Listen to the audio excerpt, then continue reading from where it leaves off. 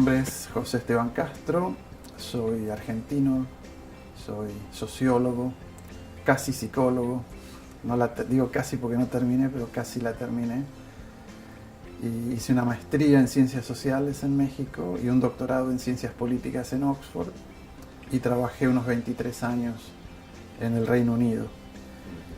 Y desde que salí de Argentina en 1990, dedicado sobre todo al tema del agua como objeto empírico de mis investigaciones, que han tenido que ver con desigualdad e injusticia social, proceso de democratización y temas relacionados. Sí, este tema del derecho humano al agua es un tema muy oportuno para este seminario. Obviamente es un tema muy debatido y que viene siendo debatido hace tiempo. Más que nada porque es controvertido. Uno diría, ¿por qué controvertido pensar que hay un derecho humano al agua? Porque después de todo, cuando hablamos de derecho humano al agua, estamos hablando realmente de un derecho a unos pocos litros de agua limpia para el consumo humano esencial, para una vida digna. No estamos hablando, como algunos a veces argumentan, quieren el agua gratis para esto o aquello, que de hecho algunos la quieren. No, se trata de un volumen limitado de agua en condiciones para consumo humano. Entonces, en ese punto uno diría, ¿y por qué hay que debatir eso? ¿No debería ser algo obvio que a eso todos tenemos derecho? Pero ese es el primer punto. No es obvio y en realidad es un objeto de no solo de debate académico elegante, sino que es objeto de luchas y de conflictos a veces muy desagradables. Y eso hay que comprenderlo. Entonces son luchas en el plano ético, en el plano político, por supuesto en el plano económico y en definitiva en el plano básico de lo que es ser humano. Porque entonces hay gente que ha venido pensando que hay que tener ese derecho humano al agua instalado en las constituciones, en Naciones Unidas. Se luchó por mucho tiempo por ese tema, pero solo se logró hace muy poco, ¿no? Solo en 2010 Naciones Unidas llegó a firmar. Yo menciono eso porque viene bien para ilustrar cuando hablamos de conflictos éticos y políticos. Solo el hecho de cómo se llegó a que Naciones Unidas apruebe en julio de 2010 que hay un derecho humano al agua, ilustra de qué estamos hablando. Porque que apruebes el derecho humano al agua y lo coloques en tu constitución es muy importante, pero eso solo es el desencadenador, o debería ser el desencadenador, de una serie de desarrollos institucionales, políticos, de otro tipo, que no siempre acontecen o que si acontecen tardan tiempo en producir efectos reales. Por ejemplo, si uno pone la Constitución, pero luego hay que poner una ley y crear instituciones que lleven eso a cabo. Y cuando uno se pone a ver los números, uno lo puede ilustrar con las metas del milenio, ¿no? Bueno, las metas del milenio que eran mucho menos que el derecho humano al agua, eran reducir a la mitad la población que no tenía acceso, y no se lograron. Aunque digan que sí, yo argumento que no, y muchos otros lo han dicho también, ¿no? Ahí ese tema, ¿por qué no? Me recuerdo una charla con un ingeniero allá en Inglaterra, un ingeniero escocés, y decía, pero hombre, es que es imposible. ¿No te das cuenta que hay países que no tienen ni los ingenieros ni la capacidad? Había que conectar 200.000 personas por día a nivel global, desde el año 2000 hasta el año 2015. Todos los días 200.000 personas tenían que ser conectadas al agua y 400.000 a las cloacas. Todavía ingenieros que decían, bueno, algún país lo logrará, muchos no lo van, es imposible, no es fácil. Y era reducir a la mitad, o sea, universalizar, que esa es la idea del derecho humano al agua, es mucho más. Entonces uno entiende que sí, Bolivia lo tiene en su constitución, pero cuando uno ve la tasa de defecación al aire libre de Bolivia, uno dice, les va a llevar años lograrlo, ¿no? Brasil es un país que avanzó mucho en el periodo de Lula, se hizo una inversión pública sin precedentes, pero Brasil tiene una tasa de defecación al aire libre del 14%, igual que Colombia, con una política muy diferente. Entonces, una cosa es llegar, claro, en ese plano yo estoy de acuerdo, tenemos que tenerlo en la Constitución, yo apoyo todas esas cosas, me parece importante, la realidad le facilita a los críticos de todo eso. Ah, querían eso y ahora qué. Entonces muchos de los que no quieren que se apruebe un derecho humano al agua, lo hacen sobre una base pragmática. Si mejor hagamos las cosas y firmemos menos acuerdos. Los pragmáticos a veces dicen eso. A otros no quieren el derecho humano al agua por otras razones. Entonces ahí vienen las disputas éticas, ¿no? Pero hay que reconocer que tenerlo en la Constitución no garantiza que la gente va a tener el acceso que se debería reflejado, ¿no?, como resultado. Pero bueno, ese es uno de los problemas. Yo quiero hacer hincapié, retrocediendo al tema de cómo se aprobó el derecho humano al agua, porque creo que hay que rescatar. Había unos 40 o 50 países que se venían negando y frenaban la aprobación en Naciones Unidas. Y los puedo mencionar algunos por nombre: Estados Unidos, Reino Unido, Canadá, Suecia, Israel, Australia, Austria. Son los que más recuerdo. Claro, en 2010 se dieron cuenta de que iban a perder el voto y entonces lo que hicieron fue abstenerse. Pero se abstuvieron. 122 países votaron que hay un derecho humano al agua, 41 creo que son los que se abstuvieron, y 20 y tantos no asistieron al voto, se ausentaron. Entonces tenemos, del total de países del planeta, unos 60 y tantos que no creen que debe haber un derecho humano al agua. Entonces, cuando se aprueban las metas de desarrollo sustentable para 2030, si uno lee los anuncios, son increíbles. Nos comprometemos a transformar este planeta, a acabar con la desigualdad y a cumplir con el derecho humano al agua. Y digo, pero si hay 46 países que no quisieron votar, 46, más de 60 que no quisieron votar, son los mismos que firman las metas de desarrollo sustentable. Entonces, ¿cuánto podemos confiar en ese compromiso? Yo confío bastante poco, soy muy escéptico en ese sentido. Bueno, esos son dos temas fundamentales: la educación, obviamente, en un sentido amplio y en un sentido específico, ya conectado con el saneamiento. Y por otro lado, el tema de los organismos de la sociedad civil, incluidos, por ejemplo, los organismos sindicales. El tema de la educación se conecta mucho, obviamente, con el tema de la cultura, pero hay que hablar del tema, porque ese es otro de los temas que se fueron colando en el debate, a veces de un modo para mí perverso. Por ejemplo, tengo amigos, y no quiero ofenderlos, pero muchas veces empezó a hablar de la necesidad de una nueva cultura del agua, que tiene sentido en un marco, pero en realidad, cuando uno estudia la historia de las relaciones de los seres humanos con el agua, lo que hemos hecho es perder culturas. Entonces tenemos que recuperar culturas que ya existían. También de pronto hacen falta cosas nuevas, pero ya estaríamos mejor si recuperamos, como la cultura de colectar el agua de lluvia, ¿no?, que se ha perdido. Yo leía, por ejemplo, en la India tuvieron que reeducar a comunidades que antiguamente tenían la cultura de usar el agua de lluvia y la perdieron. Hubo que reeducarlos a readquirir su cultura. O sea, eso es terrible. O sea, hemos ido erosionando una cultura que ya existía, ¿no? Y cuando uno mira, me acuerdo que en Argentina se reinstituyó una ley colonial en la zona andina porque era mejor que las leyes que se habían introducido en el siglo XX, porque establecían prioridades. Era una ley colonial. Parece que se hacían mucho mejor antes las cosas que en el siglo XX. Entonces a veces hay que tener cuidado porque a veces se habla de un modo, como se dice en inglés, patronizing, de educar, y al que hay que educar es al pobre. No, al que hay que educar es a los políticos, hay que educar a las élites, y eso va a ser muy difícil. No digo que no hay que educar a todos, todos tenemos que educarnos para aprender a usar mejor el agua, conservarla, manejarla, pero hay que educar o reeducar a las élites, porque ahí es donde está el problema. El problema no está en los pobres. Entonces, ese es el primer punto que yo hago con la educación. Es una perversión que siempre tenemos que educar a los jóvenes y a los pobres, cuando en realidad el problema viene de otro lado.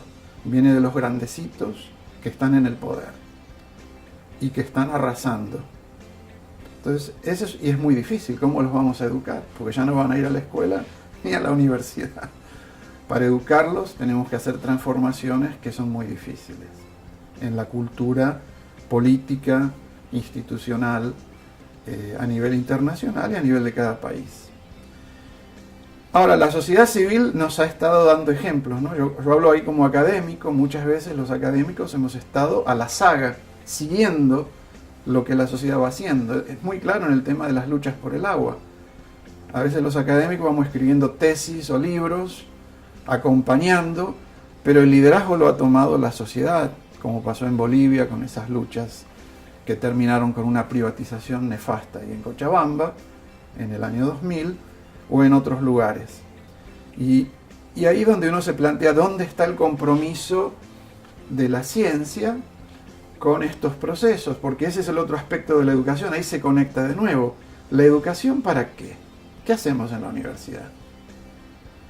Y es muy perversa la relación que se establece a veces desde la universidad y desde las instituciones científicas con estos procesos reales, para mí. Entonces, tampoco estoy idealizando o romantizando a la sociedad civil, obviamente que no.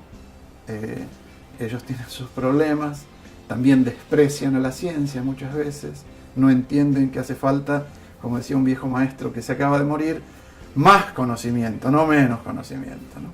Entonces necesitamos una alianza, necesitamos mejorar las relaciones, sea que le llamemos de diálogo de saberes o de transdisciplinaridad, porque la lucha que tenemos que dar tiene que incorporar la ciencia, la actividad de la sociedad civil, de los sindicatos, porque todos estamos haciendo cosas importantes, pero las estamos haciendo a veces como en compartimientos estancos, que no se conectan y por lo tanto producen menos efectos, o hasta a veces producen efectos perversos.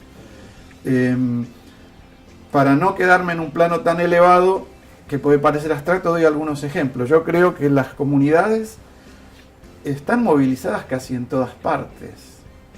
Yo ando bastante con mi investigación y a veces digo, me hace más humilde ver lo que está haciendo la gente en algunos lugares, sea en Brasil, en Colombia, o lo que ha venido haciendo, confrontando poderes enormemente mayores y derrotándolos. Porque tienen una causa justa y porque han sabido mantener la lucha con coherencia y a veces con ayuda de sindicatos, de académicos y hasta de políticos o hasta de sectores gubernamentales que de pronto deciden hacer algo. Sí, no está cerrado y no se va a cerrar, no es un debate, creo, sempiterno,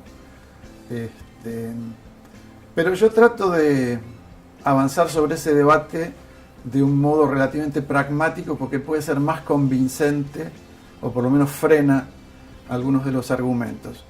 Yo siempre digo, bueno, un ingeniero, yo no soy ingeniero, pero ¿qué hace un ingeniero cuando tiene un problema? Bueno, se supone al menos.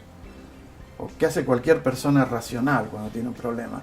Primero pregunta si alguien lo resolvió antes que él o ella. No tratamos de inventar la rueda todos los días. Y el tema del agua y el saneamiento, por suerte, tenemos quien lo resolvió. Es más, se resolvió en el siglo XIX. O sea, en el siglo XIX ya se demostró cómo se resuelve. Y fue duro cómo se llegó a resolverlo. Entonces, la respuesta es, bueno, ¿cómo se resolvió?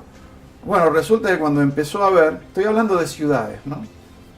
Que además es donde va a vivir la mayor parte del planeta. Cuando empezó el negocio de tener agua en ciudades, empezó como un negocio privado. Eran empresas privadas, no reguladas, en Inglaterra y en Francia, los países pioneros de este asunto. Para fines del siglo XIX era tan desastrosa la situación, porque esas empresas, por ejemplo, solo se interesaban en vender agua limpia, no eran reguladas, no les interesaba extender redes a los pobres, vendían en los barrios más ricos, no se interesaban por el agua sucia y empezaron a contaminarse las ciudades, los ríos. Tuvo que intervenir el Estado, básicamente. Y el que lo tuvo que solucionar fue el Estado. llegó un punto en que hasta gente del sector privado, empresarios, tengo un ejemplo que siempre cito de la ciudad de Liverpool, el presidente del Partido Conservador de Inglaterra, del momento, 1848 más o menos, un empresario, pero que era alcalde de la ciudad de Liverpool, una de las ciudades afectadas por el cólera, el tifus, todo ese tema. Y él dice, no podemos hacer negocio con el agua, no podemos permitir más que se haga negocio con el agua. El agua es otra cosa. Un empresario, no lo dijo un socialista, no era la sociedad civil, era un empresario. Pero como alcalde de una ciudad, hablaba, y como presidente del Partido Conservador. Es muy interesante porque en 1902, en la ciudad de Londres, el Partido Conservador, no un partido de los trabajadores, no, decide que hay que nacionalizar la gestión del agua y crean una empresa pública. En 1902. Terminan con los monopolios privados y crean una empresa pública. Llega a esa conclusión, ¿quién? El partido de los empresarios privados. Esas son lecciones históricas de las que tenemos que aprender. Eso no cayó del cielo. Para que los empresarios lleguen a esa conclusión fue porque dijeron, mira, ahí no hay negocio. El negocio no está ahí. De hecho, el negocio es que el Estado lo haga para que nosotros no tengamos una población enferma. Necesitamos trabajadores sanos. Hay cosas que las tiene que hacer el Estado. Y así se resolvió en Inglaterra. Igual les llevó 50 años más resolverlo. No es que porque se creó una empresa pública, al otro día todo el mundo tenía agua. Porque la empresa pública tampoco fue democrática por muchas décadas. Recién después de la Guerra Mundial, de la Segunda Guerra Mundial. Entonces, esas son lecciones históricas fundamentales. Cuando hoy discutimos, por ejemplo, antes de ayer se anuncia la privatización de la empresa pública de Río de Janeiro, porque la obliga el gobierno federal de Brasil a privatizar si quiere recursos públicos, como se hacía en los años 90. ¿Dónde está el debate? Porque este debate, por ejemplo, en Inglaterra se hizo en la década de los fines del siglo XIX. Entonces eso es un tema que en América Latina tenemos que traer. Obviamente en Inglaterra se volvió a privatizar después, esa es otra historia que podemos discutir, pero ese es un tema que tenemos que rescatar. Lo público y lo privado también se discuten de forma perversa, como si fueran opuestos. En realidad en una sociedad capitalista no son opuestos, son un matrimonio, y lo sabemos muy bien, lo vemos todos los días, o sea, aparecen como opuestos en un debate muy pervertido. Yo tengo unos colegas de Finlandia que se ríen cuando discutimos estas cosas. Me dicen, miren, en Finlandia tuvimos este debate en 1880. Por eso se ríen. Dice, vino un empresario escocés que quería comprar la empresa de aguas de Helsinki. Tuvo un debate público, y se decidió en aquel momento que no íbamos a privatizar y que íbamos a mantener público. Y hasta hoy es público. Recién la Comisión Europea les quería obligar a privatizar y están enfurecidos luchando contra eso. O sea, ellos decidieron a fin del siglo XIX que tiene que ser público y se acabó. Así me cuentan ellos. Hemos trabajado juntos en proyectos. Entonces es un debate que en América Latina a veces toma facetas irracionales y uno por detrás ve intereses privados, obviamente, enraizados con intereses públicos, de modos ilegítimos, porque generalmente no se pueden discutir en un congreso, se hacen por decreto, esas cosas, y que no tienen nada que ver ni con el derecho humano al agua, ni con los derechos de la ciudadanía, ¿no es cierto?, sino que tienen que ver con intereses corporativos, como hablábamos antes. Si no logramos derrotar eso, nunca vamos a poder cumplir con el derecho al agua, jamás, jamás. Bueno, yo creo que el tema general tiene que ser profundizar el proceso de democratización de la política y de la gestión del agua, en todas las áreas, no solo el agua y el saneamiento, en todas las áreas. Es poco democrática a nivel global la gestión del agua y la política del agua. Es muy difícil dar un ejemplo de un país donde la política y la gestión del agua están sujetos al escrutinio ciudadano. Es muy, aún donde funciona bien, no es porque es democrático. Ese es otro dilema que tenemos. uno tiene una preferencia normativa por la democratización, pero no podemos demostrar empíricamente que democratizando mejoramos la política y la gestión. Es una preferencia normativa. Y si no vemos eso, nos vamos a... O sea, el tema es, democratizás, pero por ahí no arreglás el problema. Hay que saberlo. Pero eso no nos debe dejar de luchar por la democratización. Entonces es un tema complejo. Yo creo que, por ejemplo, Naciones Unidas, si realmente pretende cumplir con esas metas que nos dan ahora los objetivos de la sustentabilidad, del desarrollo sustentable, es que hay que dejar de pensar en asociaciones público-privadas, que es lo que han venido impulsando,